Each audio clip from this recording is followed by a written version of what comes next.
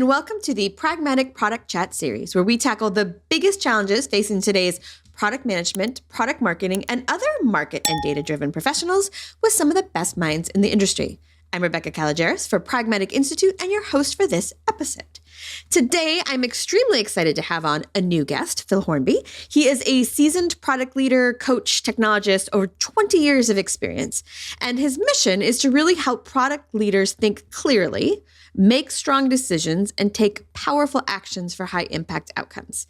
He has helped thousands of people across hundreds of companies, and he is currently writing a new book. It Depends, the secret handbook for making high impact product decisions in context.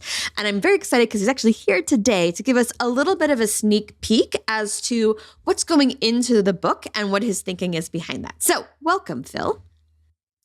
Great to be here, Rebecca. Oh, you've actually memorized my mission better than I had, or you spoke it better than I can, because it catches me out every time. And yeah, I actually distilled that down about 6 months ago because I used to have something like, I don't know, helping entrepreneurial product teams. It's like, I still believe in that, but it's like, what is my real mission? And it ultimately comes back to that decision-making piece in the middle of all that is product work, because it's like Russian dolls. It goes up and down.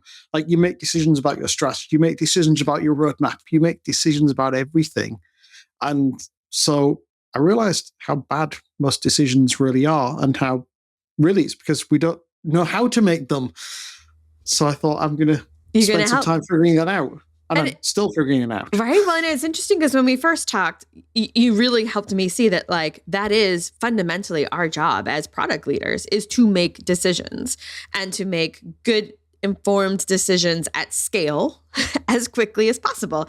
And to that sort of approach, it's important to take sort of an intentional approach to it. But we're often just like, I need to make a decision, or we, kind of do the analysis paralysis and refuse to make a decision, which is not really in our way. So let's talk a little bit about, first, like, set the stage. When you say decision making, like, what kind of decisions are we focusing on? Which ones are sort of high priority decisions that you think are just really, really critical for product teams?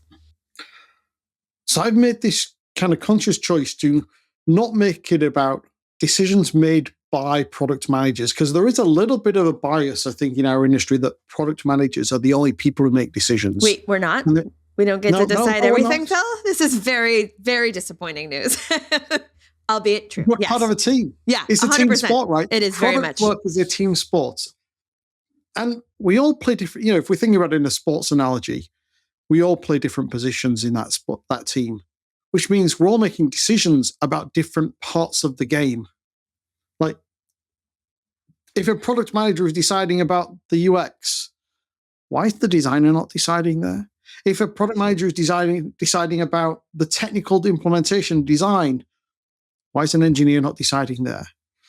And so it's about really creating a decision-making culture and thinking about what decisions are made about our product. And so that's the framing of the book, is very much, it's about product decisions, not decisions made by product managers. It's a very good correction, right? Because you're right. Like, it is not our job to make there's tons of decisions about the product. Some are absolutely our job to make. Some of them are definitely not. But in all cases, the organization and we as leaders have to enable a good decision-making culture. Yeah. And so that goes up and down as well. Like, there are decisions made at the C-suite. There are decisions made at the VP level. There are decisions made at the head of or director level. There are decisions made in the team. And recognizing that, and recognizing that that's okay. Like, some people get really hung up on decisions being made outside the team. That's kind of leadership's job as well, is to make some of those decisions, make some of those hard decisions. You have to make the decisions that really you're empowered to make, but are also the highest leverage you can make. In fact, that's one of my decision-making principles. In the book, there are going to be 14 decision-making principles. At least that's the current plan. And one of those is make the highest decision you're empowered to make, or highest leverage decision you're empowered to make. And by leverage, I mean, like, the thing that's going to move the needle. Like, if this is something you can make, but it's low leverage, well, maybe delegate it to someone else to make it, because you can focus your time. I think it was in another podcast, I think it was a Lex Friedman podcast, that I was listening to Jeff Bezos. talking about how his goal is to make Blue Origins, I think that's the name of the company, his space company, be the most decisive company on the planet. Interesting. And they've started, he started that process at Amazon, right? The PR FAQs and things like that. And they all come from the Amazon school of thinking, which is very much about decision making. And I'm sure somewhere I heard or read Jeff basically makes this point of, I try to make 3 high-quality decisions a day. It's only 3, because they take effort. There's a cognitive load, and some decisions are obvious. Like, actually, straight after this, I'm going into my early readers club with a bunch of people. We're going to be talking about content for the book and some of the models that are developing through the research I'm doing. And one of the models that came up recently is the realization that some paths or some options, there is a clear path. Like, this is the way we're going, or this is the obvious way we should go. Like, honestly, make a decision quickly, move on. Right. Don't waste energy on those. Yeah. It's like, to be honest, you commented about me wearing orange just before we started. And frankly, just to me, be clear, that's it is his official color. Like, every time you see a picture of Phil, he will be in orange. For those listening at home, it's kind of like a nice, bright orange. It's a wonderful color. If you saw my office, there's a bright orange egg chair in the corner. There's a bright orange Herman Miller chair as well that I sit on. There's an orange back I embrace wall. the color. He's very orange. It's very good, though. It works. But you know what? That's one of those decisions I took off the table. It's like, it's the classic Zuckerberg, kind of Steve Jobs, not that I'm claiming to be one of those guys. But like, just put the same uniform on every day and don't think about it. Everything in your closet is orange. That's what I'm hearing. Yeah. Yeah. There you go.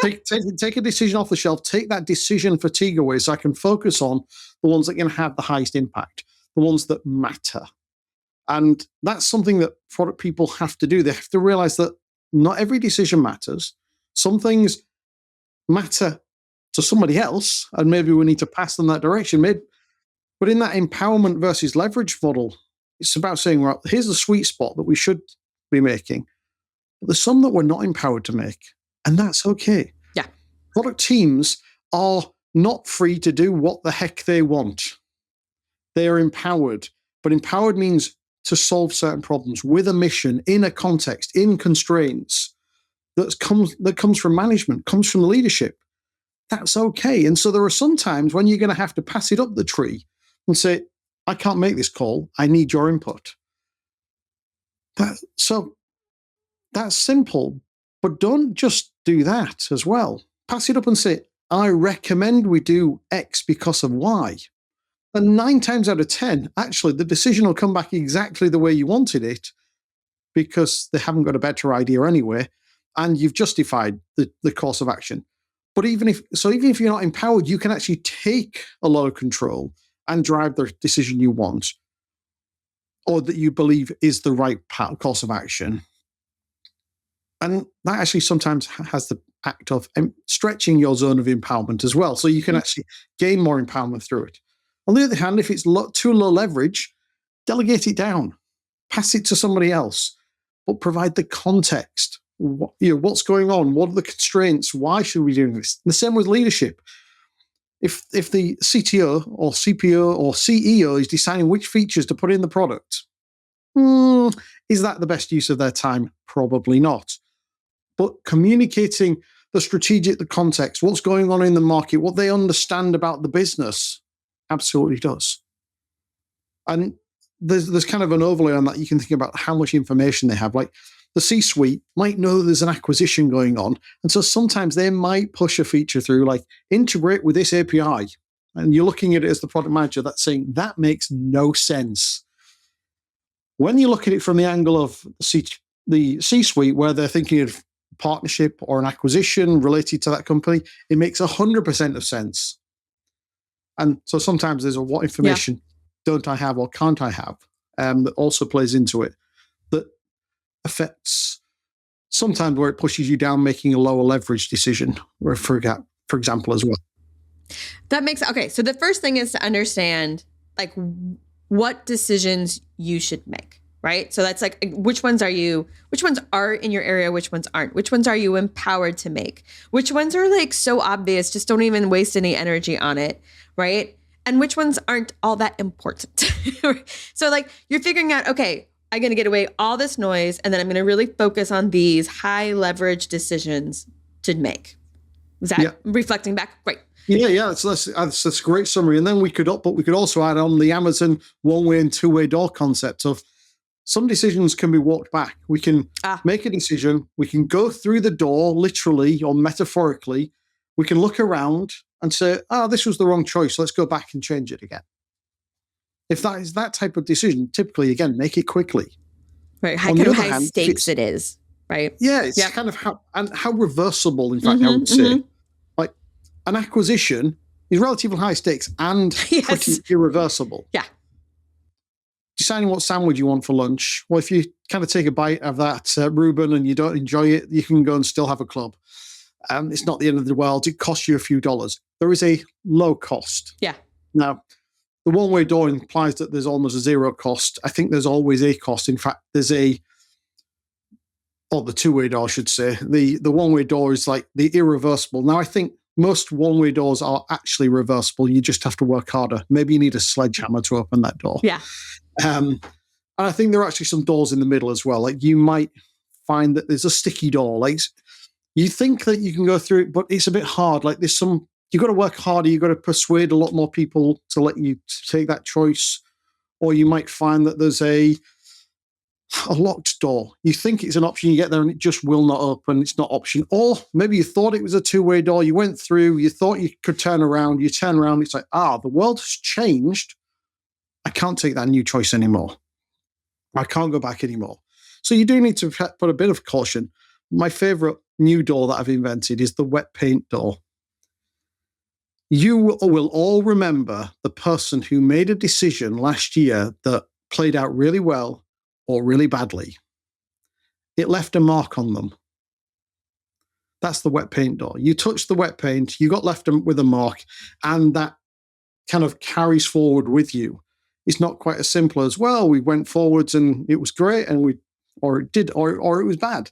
It stays with you as well. Sticks with you. All right, so we've now focused our energy into maybe 3 decisions a day, maybe more. But then let's talk about the lenses that you kind of talk about, lenses that people should bring to a decision making. Yeah, and so that, for example, I think most people have a natural tendency to one lens or another, and most organizations, in fact. So the 3 lenses, and I didn't invent this. I actually got it through part of my research talking to Ravi Mehta, or intuition, data, and feedback, or should we say human gut reaction, or human experience, qualitative and quantitative, or quantitative and qualitative. So you've got those 3 things, lenses that we can look at it through. And lots of companies talk about being data-driven. Well, what do they really mean? Like, data actually tells you nothing most of the time. You have to interpret it. You have to kind of crunch the numbers to find the actual meaning in there and then overlay meaning on it. And so really, you're always going to be combining some of these. Now, what you're trying to find is a balance. And certain people will have a preference. I was literally coaching someone a few minutes ago where clearly the leader that they work with has a very intuitive decision-making approach, but they feel like they need to be very data-driven. So they kind of really push for the data and then almost ignore it and go and say, right, we're going to do this because this is how they feel. And it's quite amusing to kind of hear about that dynamic going on in an organization. It's amusing because it's not you. Yes. Mm-hmm. Yes. If I was the person having to deal with it, it'd be like, oh, this is a problem. Right. But recognizing that people maybe have a natural tendency to one place and maybe go through a loop, like in my early Readers Club, we explored how many of the people start with one thing being a trigger and then go through and use the others to kind of provide more context and more understanding. For example, a customer gives a load of complaints. That's qualitative, that's feedback. But you might then take that data and say, well, let's run the numbers and actually stack rank on what we think is most important based on the data. But then you as an experienced product person, you look at it at the end and say, well, it says that this one should be number one, but actually, based on my experience and understanding of the market, I think we should do number two. Let's go for number two instead. We're going to prioritize that. And that's that combination of the three. Something triggered it, something filtered, and something made the ultimate decision. But bringing the balance of the three together instead of just trying to use one and majoring on one. How do you encourage people, like intuitively, like, yes, you should use all three? How do you help make sure that we do live that sort of balanced approach and balanced life of it? Well, as a coach and as a former leader, I mean, I'm not going to say when I was a leader, I used to explicitly do this, but my natural approach is to try and attack from different angles. And so, and as a coach, I do the same thing. I'll start with the question of, what do you think is the best course of action? What's your gut feeling telling you? Let's get that out. Because frankly, if you don't get it out, most people, it's just anchoring them internally anyway. So get it out, make it explicit. In fact, there's the key. It's making it all explicit. Like, okay, we've got the gut reaction. Okay, now what does the data say? And what evidence have we got from like qualitative feedback, talking to customers, that it goes with it? And do they match? And in fact, those last two, that's the classic Amazon perspective of data plus anecdotes.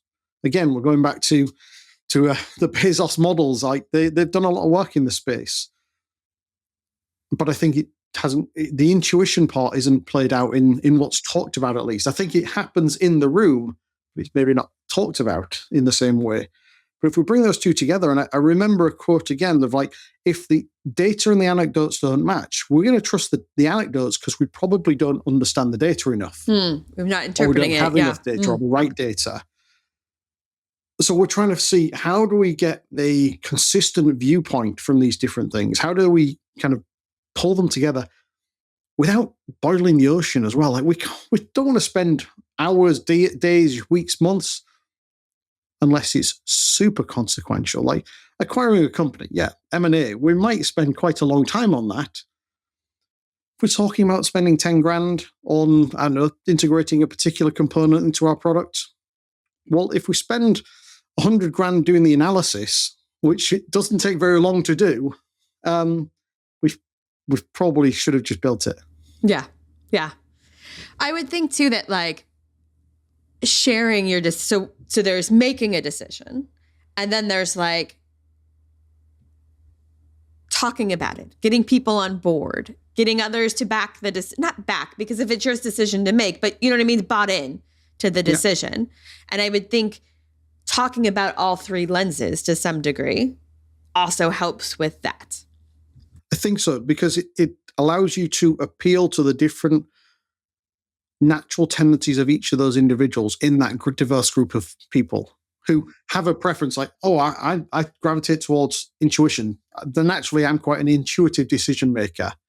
And I tend to then favor feedback over raw data. That's probably because I spent most of my life in B2B, which means there's a small number of customers. So qualitative feedback is much easier to come by than anything that's really conclusive quantitatively with the sort of markets I've been in. Mm-hmm.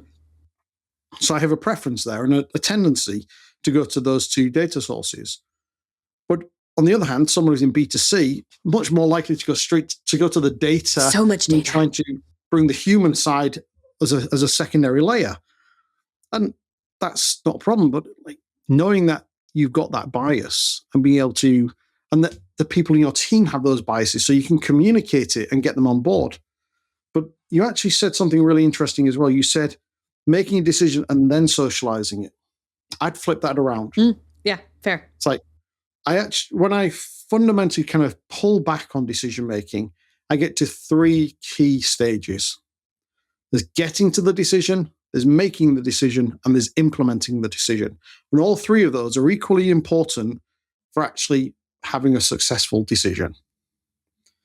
Getting to there is about getting all the data, getting the facts, socializing it, kicking it around, inspecting it, getting to the point where it's like, okay, we think we understand this without spending our lives doing it, without getting into that analysis paralysis, hopefully. And again, depending probably on how big the decision is how much time you're going to spend on that, right? If it's pretty inconsequential, you don't have to, spend days. Like, but it's about a Transparency. proportional amount of getting to the decision compared to the size of the decision. Like if you get stuck in a loop for forever, you're not making a decision. You're still trying to get there. And so you've got to get there. You're then going to actually make it. And I actually think the making of the decision, if you do the getting to, is the making is the easiest part. It's like, who owns this decision? Now, there are different decision-making models. I think it's Bain identifies 4, and I like to add a 5th. So you've got participative, you've got directive, you've got democratic, and I think they call it consensus. I like to add consent as a 5th one.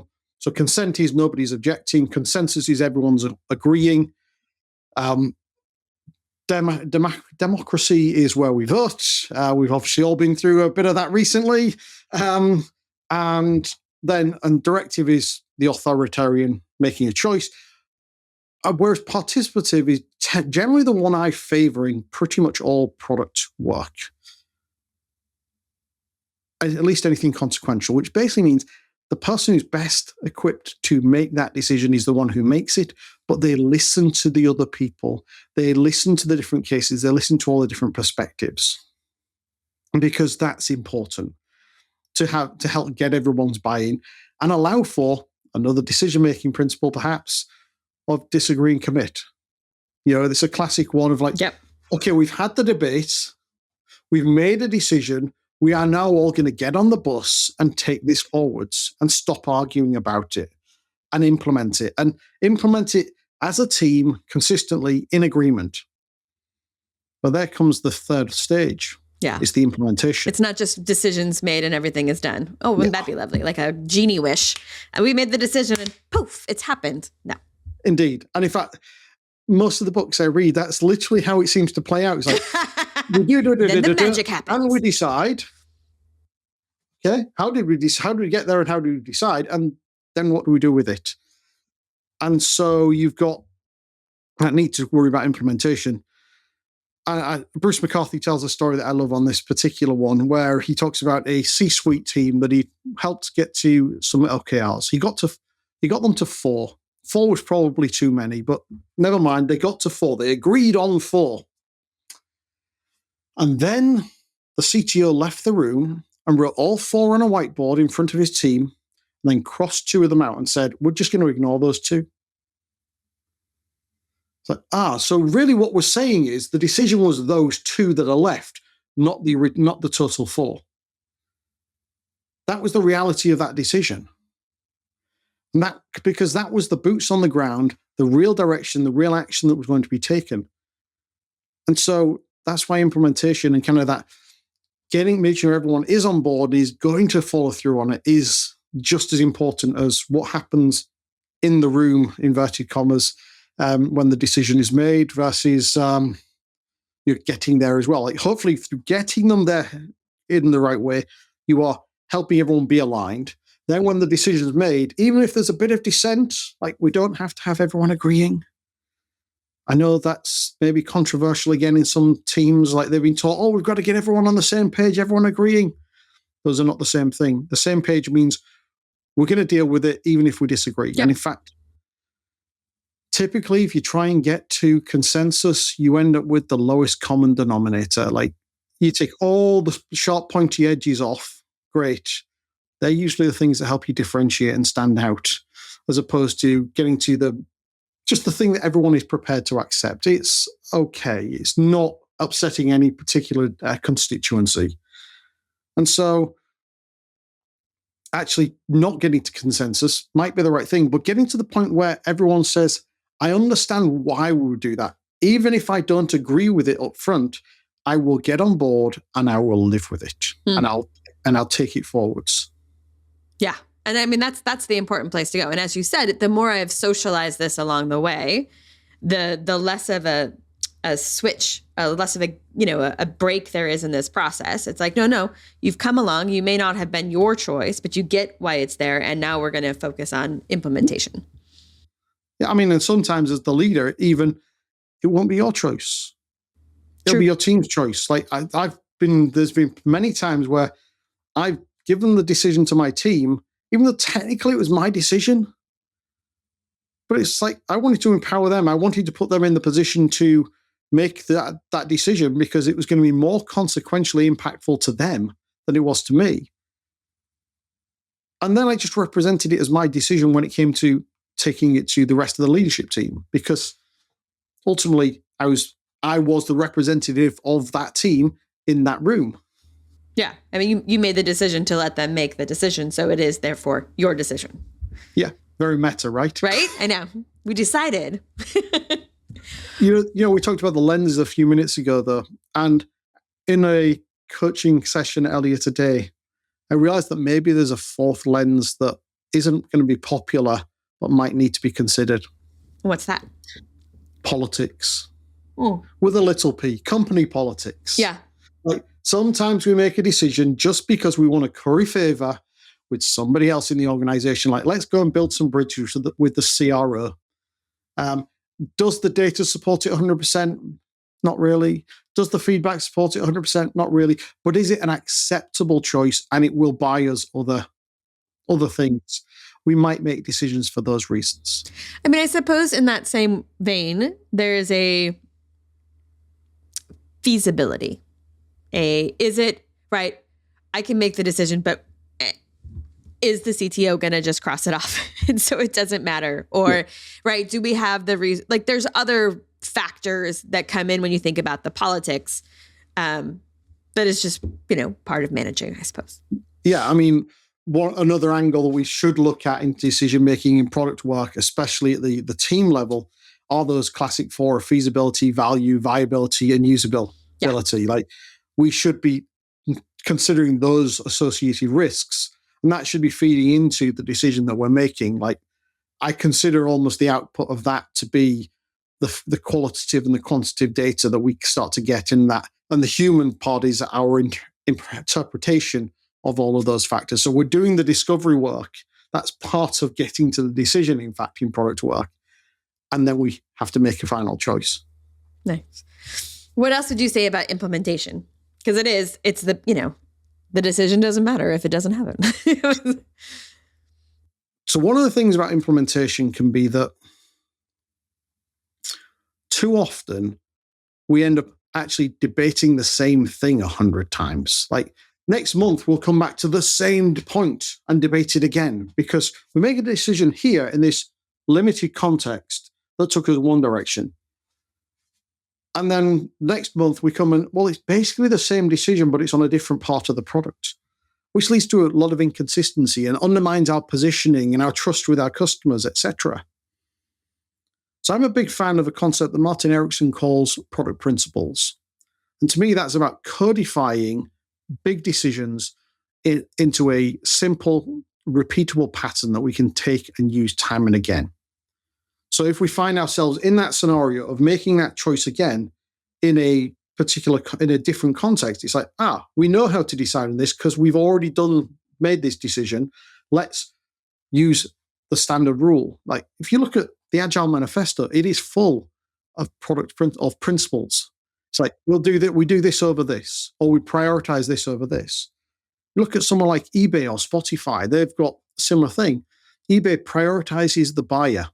If they have a choice to make of prioritizing the buyer over the seller, they are going to prioritize the buyer, because they're going to look after you as a buyer. And that, as a B2C brand, makes tons of sense and means that the sellers then look after the buyers as well, because they get treated better if they do, and so on. It's self-reinforcing. Shopify have the opposite perspective. But that's because they're a B2B brand. They sell to the company. And so if they've got a choice, they choose the buyer. They choose, they choose the seller, the actual merchant, like, to serve them better, because it makes sense in their positioning. But if you find yourself in that choice, it's like, which way should I go? It's like, this one is going to help the seller better. Right, we'll go that path. And instead of having to constantly revisit that choice and have consistency in your product, but you have to take the time up front to find those big things that are constantly being asked and then codify them. Have the debate. So that's probably a longer drawn out debate early in the company to then say, well, these are our principles. And the point of principles is they're more actionable than values. So values are very closely related, but they're a bit squishy and hard to implement. Whereas a principle is saying, we do this over that. It's much clearer, like we can make this choice and we can implement it. And that means that people at the C-suite can implement it and all the way down to the teams themselves because it's clear and it's simple and it's executable. So it's kind of like fleshing out the context around the decision. So it's not just, we have decided to go left. It is, we have decided to go left because we are going to, and you know, that left means that we are going sellers over buyers or whatever that is, so that there is not just a decision, but a framework that people can make all those little decisions that come off of the bigger decision with some level of confidence and autonomy. Yes. And there's a key phrase. Like I'm always hesitant of the word autonomy because it tends to get interpreted as go do what the heck you want. When it's, again, autonomy should be within a context. And that's why I prefer to use the phrase empowered within because it, to me, implies autonomy within a box. That makes sense. No kings over here. Awesome. All right. This book is going to be great. I'm very excited about it. But we talked about a lot of different things today. If you were going to have listeners do 2 things differently tomorrow based on what we talked about today, Phil, what would it be? Number 1, make the things that they're making that decision based on explicit, whether it's their gut feeling, that human experience, or that, and the data and the feedback, that qualitative, make it all explicit. So kind of take it out of their heads and take it out of everybody's heads to make it explicit so they can all inspect and compare.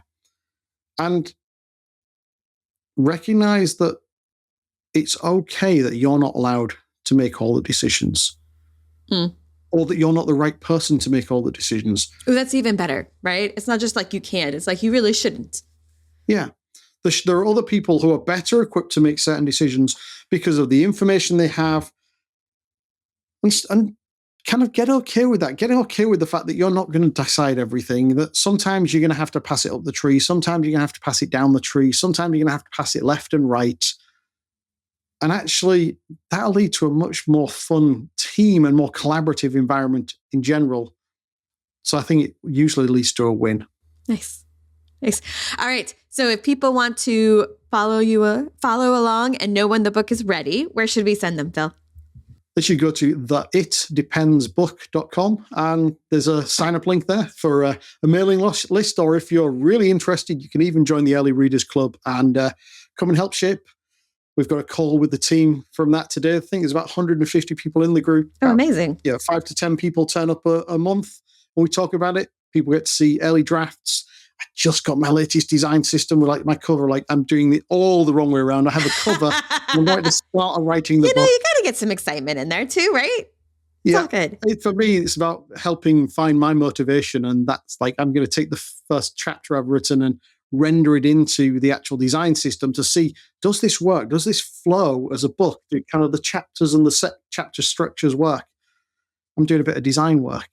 Not that I'm doing the work myself. I do have a designer doing it, but it just makes it feel more real and more tangible and it's essentially an MVP, right? It's like, does the way I want to design my chapters work?